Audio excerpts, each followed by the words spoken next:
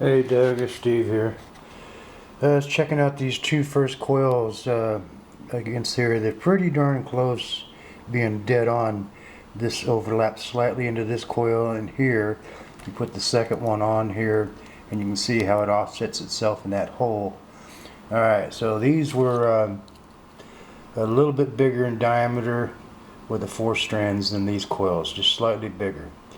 I don't want to drop any wires, so what I did, so I came over to this jig and I used the hole saw and made another one and split it a little bit down to about 3/8.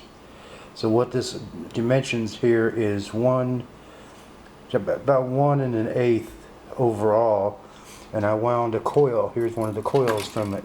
Okay, and you set that bad boy on here, and we even got a little bit of slack to play with. We can go a little bit one way or another, and it's still slightly smaller than the original coils, but will fit on the next plate. And might have to use like an 1/8 inch spacer, but it should work just fine. Here's how thick they are. Let me hold up one of the other ones and you can see the difference in them.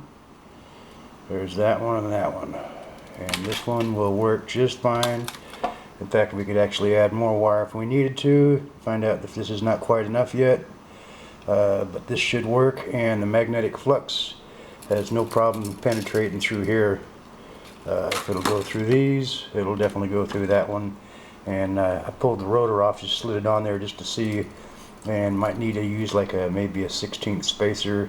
And these will be so close, they'll be skimming the edges of the magnet, so we'd be filling up that void. So I'm going to make a set of these. I can always untape them and redo it. And if we have to, I can shave this down just a little bit more, and these coils end up exactly the same diameter. So we're playing around with it a little bit, but again, those are real close.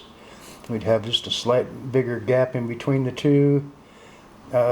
More like what those guys are doing with their setups. I've seen them all touching, but we're real close in diameter, so we'll send this to you so you can see what's happening.